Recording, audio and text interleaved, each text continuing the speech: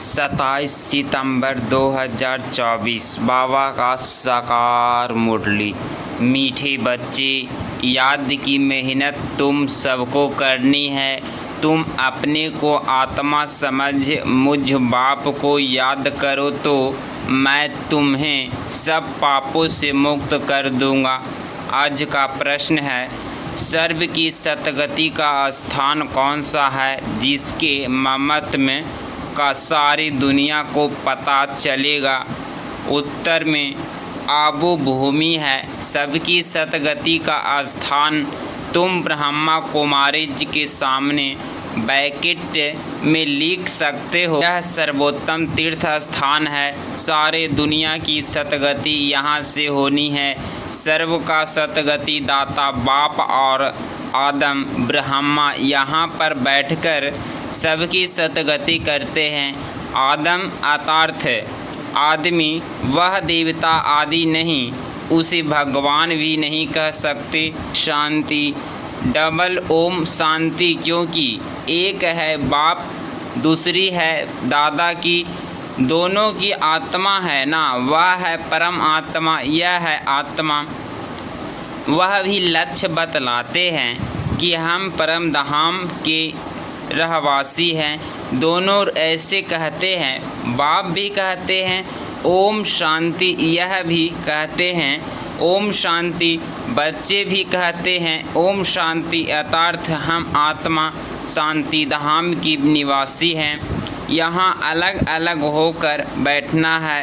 अंग से अंग नहीं मिलना चाहिए, क्योंकि हर एक की अवस्था में योग में रात दिन का फर्क है। कोई बहुत अच्छा याद करते हैं, कोई बिल्कुल याद नहीं करते। तो जो बिल्कुल याद नहीं करते वह है पाप आत्मा तमो प्रधान, और जो याद करते हैं वह हो गए पुण्य आत्मा सतो प्रधान। बहुत फर्क हो गया है। घर में बहल इकट्ठे रहते हैं, परंतु फर्क तो पड़ता है ना। इसीलिए ही तो भगवान में आसुरी नाम गाए हुए हैं। इस समय की ही बात है। बाप बैठ बच्चों को समझाते हैं। यह है ईश्वरीय चरित्र जो भक्ति मार्ग में गाते हैं। सतयुग में तो कुछ भी याद नहीं रहेगा, सब कुछ भूल जाएंगे। बाप अभी शिक्षा देते हैं। सतयुग में तो यह बिल्कुल भूल जाते हैं। फिर द्वापर में शास्त्र आदि बनाते हैं और कोशिश करते हैं राजयोग सिखलाने की, परंतु राजयोग तो सिखा ना सके। वह तो बाप जब सम्मुख आते हैं तब ही आकर सिखलाते हैं। तुम जानते हो बाप राजयोग सिखलाते हैं, फिर 5000 वर्ष बाद आकर ऐसे ही कहेंगे, मीठे मीठे रूहानी बच्चों, ऐसे कभी भी कोई मनुष्य को कह ना सके, न देवताओं को कह सके। रूहानी बाप ही रूहानी बच्चों को कहते हैं। एक बार पाठ बजाया फिर 5000 वर्ष के बाद पाठ बजाएंगे, क्योंकि फिर भी तुम सीढ़ी उतरते हो ना। तुम्हारी बुद्धि में अब आदि मध्य अंत का राज्य है।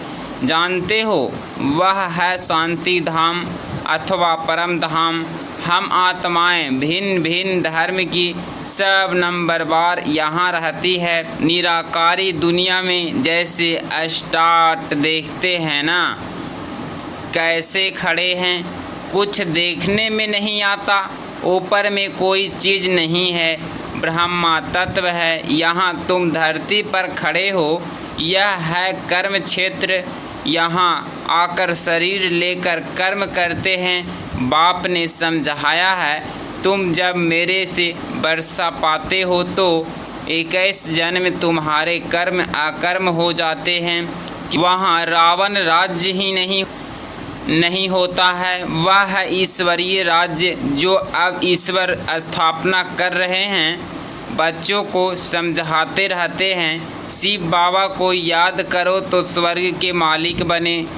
स्वर्ग शिव बाबा ने स्थापना किया ना, तो शिव बाबा को भी और सुख धाम को याद करो पहले पहले शांति धाम को याद करो तो चक्र भी याद आएगा। बच्चे भूल जाते हैं, इसीलिए घड़ी घड़ी याद कराना पड़ता है।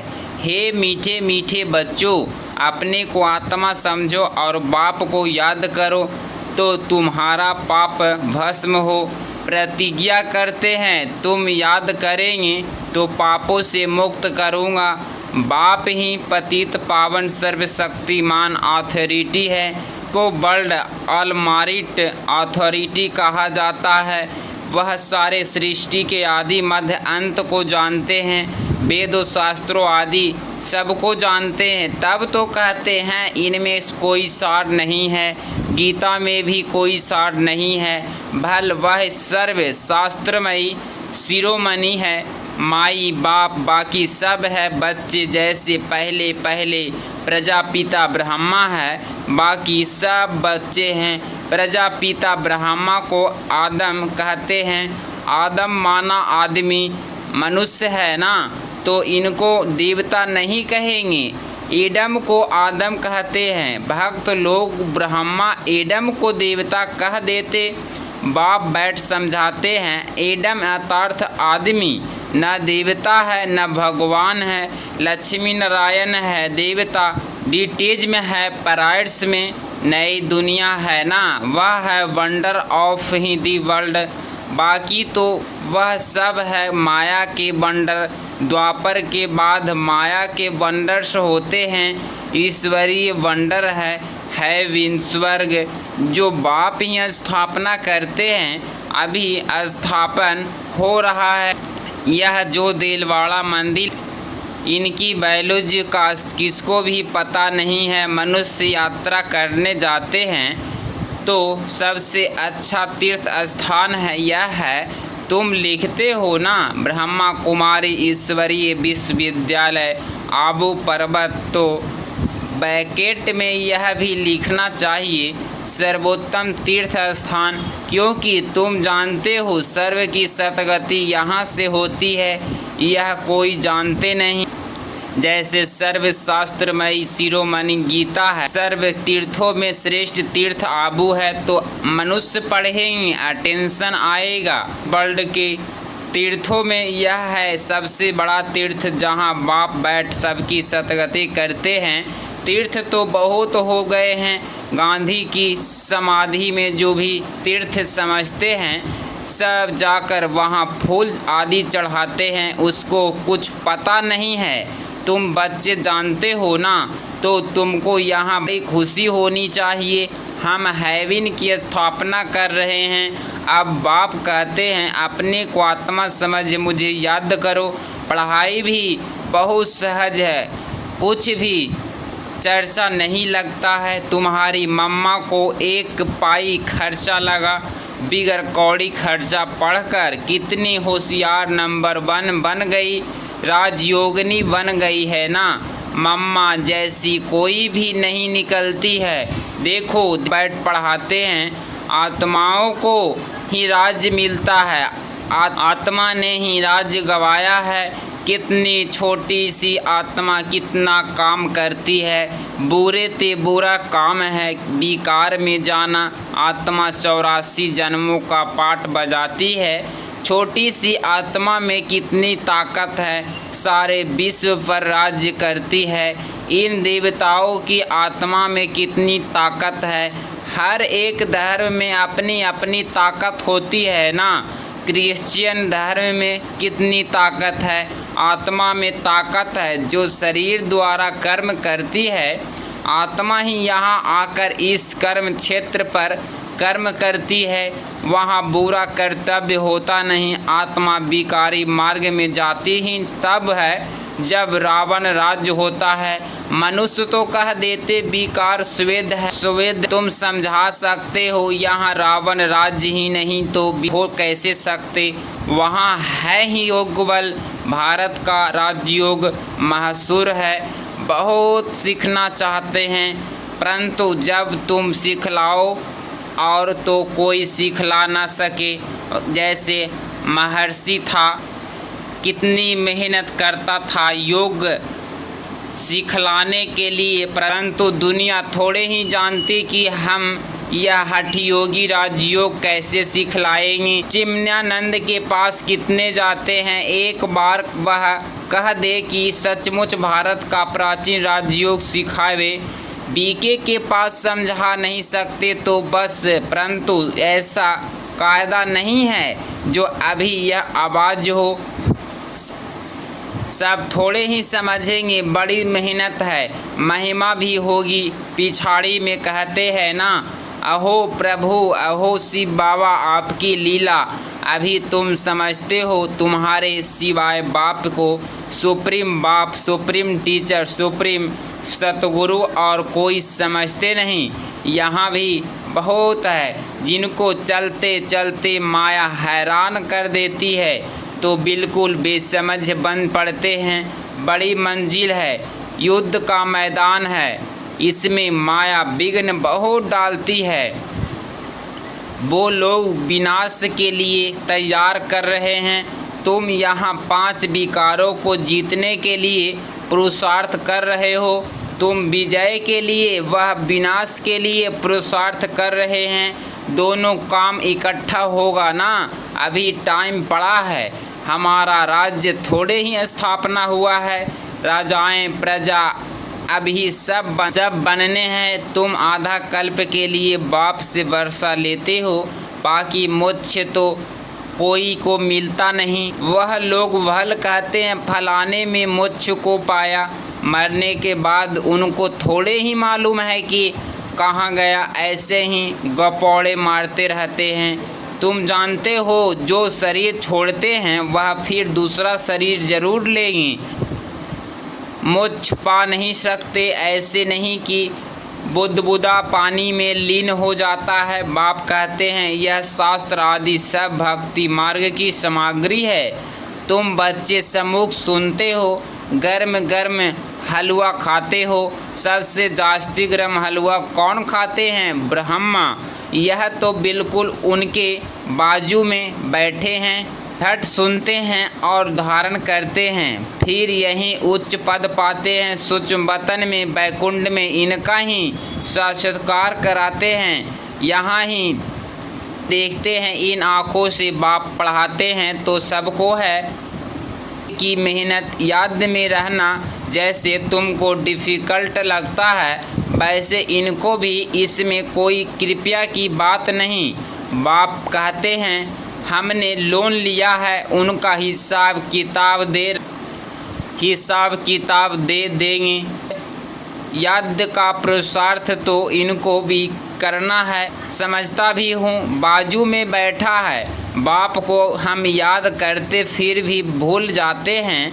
सबसे जास्ती मेहनत इनको करनी पड़ती है। युद्ध के मैदान में जो महारथी पहलवान होते हैं, जैसे हनुमान का मिसाल है, तो उनकी ही माया ने परीक्षा ली, क्योंकि वह महावीर था। जिनका जास्ती पहलवान उतना जास्ती माया परीक्षा लेती है। तूफान जास्ती आते हैं, बच्चे लिखते हैं बाबा हमको यह होता है। बाबा कहते हैं यह तो सब कुछ होगा। बाबा रोज समझाते हैं खबरदार रहना। लिखते हैं बाबा माया बहुत तूफान लगाती है। कोई देह अभिमान होते हैं तो बाबा को बतलाते नहीं हैं।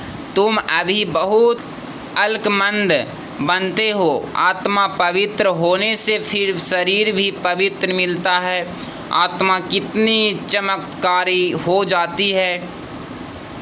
पहले तो गरीब ही उठाते हैं, बाप भी गरीब निवाज गाया हुआ है। बाकी तो जो वो लोग देरी से आएंगे, तुम समझते हो। जब तक भाई बहन नहीं बने तो भाई भाई कैसे बनेंगे? प्रजापिता ब्रह्मा की संतान तो भाई बहन ठहरे ना। फिर बाप समझाते हैं पहले भाई भाई समझो, यह है पिछाड़ी का संबंध। फिर ऊपर भी भाइयों से जाकर मिलेंगे। फिर सतयुग में नया संबंध शुरू होगा। वहाँ पर साला, चाचा, मामा आदि बहुत संबंध नहीं होते। संबंध बहुत हल्का होता है, फिर बढ़ता जाता है। बाप कहते हैं भाई बहन भी नहीं, भाई भाई समझना है, नाम रूप से भी निकल जाना है। बाप भाइयों आत्माओं को ही पढ़ाते हैं, प्रजापिता ब्रह्मा है तब भाई बहन है ना। श्री कृष्ण तो खुद ही बच्चा है, वह कैसे भाई भाई बनेंगे। गीता में भी यह बातें नहीं है, यह है बिल्कुल न्यारा ज्ञान। ड्रामा में सब नूंद है, एक सेकंड का पाठ ना मिले दूसरे सेकंड से कितने मास, कितने घंटे, कितने दिन पास होना है। फिर 5000 वर्ष के बाद ऐसे ही पास होंगे। कम बुद्धि वाले तो इतनी धारण कर ना सके। इसीलिए बाप कहते हैं यह तो बहुत सहज है, अपने को आत्मा समझो, बेहद के बाप को याद करो, पुरानी दुनिया का विनाश भी होना है। बाप कहते हैं मैं आता ही तब हूँ जबकि संगम है, तब तुम ही देवी देवता थे यह जानते हो। जब इनका राज्य था तब और कोई धर्म नहीं था, अभी तो इन्हों का राज्य है नहीं। अच्छा, मीठे मीठे सिकिलधो बच्चों प्रति माता पिता बाप दादा का याद प्यार और गुड मॉर्निंग। रूहानी बाप की रूहानी बच्चों को नमस्ते। नमस्ते बाबा नमस्ते। धारणा के लिए मुख्य 60 पॉइंट नंबर फर्स्ट, अब पिछाड़ी का समय है, वापस घर चलना है, इसीलिए अपनी बुद्धि नाम रूप से निकाल देनी है। हम आत्मा भाई भाई हैं, यह अभ्यास करना है, देह अभिमान में नहीं रहना है। पॉइंट नंबर 2, हर एक की अवस्था और योग में रात दिन का फर्क है, इसीलिए अलग अलग होकर बैठना है। अंग अंग से न लगे, पुण्य आत्मा बनने के लिए याद की मेहनत करनी है। आज प्यारे बाबा का वरदान, बाप के प्यार में अपनी मूल कमजोरी कुर्बान करने वाले ज्ञानी तू आत्मा भव। स्पष्टीकरण, बाप दादा देखते हैं अभी तक 5 ही विकारों के व्यर्थ संकल्प मेजॉरिटी के चलते हैं। ज्ञानी आत्माओं में भी कभी कभी अपने गुण व विशेषता का अभिमान आ जाता है। हर एक अपनी मूल कमजोरी वह मूल संस्कार को जानता भी है। उस कमजोरी को बाप के प्यार में कुर्बान कर देना यही प्यार का सबूत है। स्नेही व ज्ञानी तो आत्माएं बाप के प्यार में व्यर्थ संकल्पों को भी न्योछावर कर देती है। आज का स्लोगन, स्वमान की सीट पर स्थित रह सर्व को सम्मान देने वाले मानवीय आत्मा बनो। स्वमान की सीट पर स्थित रह सर्व को सम्मान देने वाले माननीय बनो। अगर इस चैनल पे आप डेली मुरली सुनते हैं तो चैनल को प्लीज़ सब्सक्राइब करें और एक प्यारा सा लाइक ज़रूर करें। ओम शांति।